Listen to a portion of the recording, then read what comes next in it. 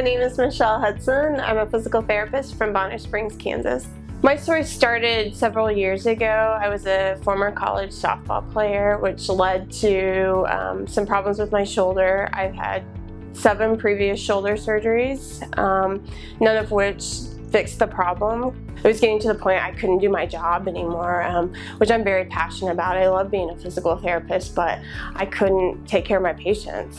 I was getting pretty desperate. I was actually looking for physicians across the country, at Mayo, at Boston. That led me to start to look here in the Kansas City area for options as well, which is what led me to Dr. Daggett. When I made the appointment, I made it clear that, I wasn't just going to come in if I was just going to get 10 to 15 minutes and nobody was going to take the time to listen to what I had been through.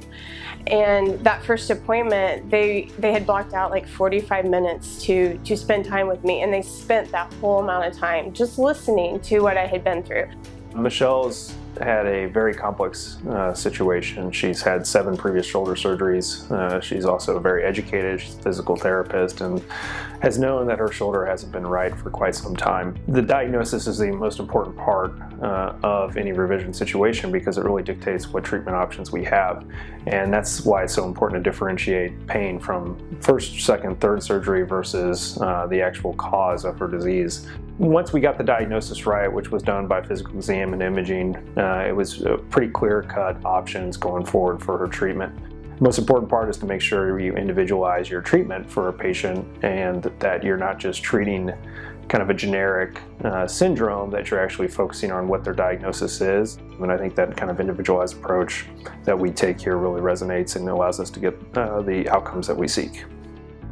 Before, I felt like nobody was really listening, and he did. He had made one statement that really kind of resonated with me. He had told me that one of his mentors had said that if you listen to the patient, they'll tell you what's wrong.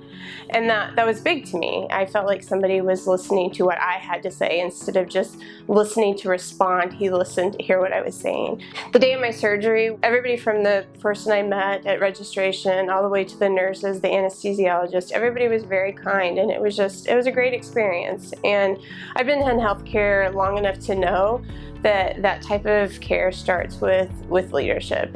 It starts with people loving to go to work, loving to be where they're at in the mornings. So it was a great experience.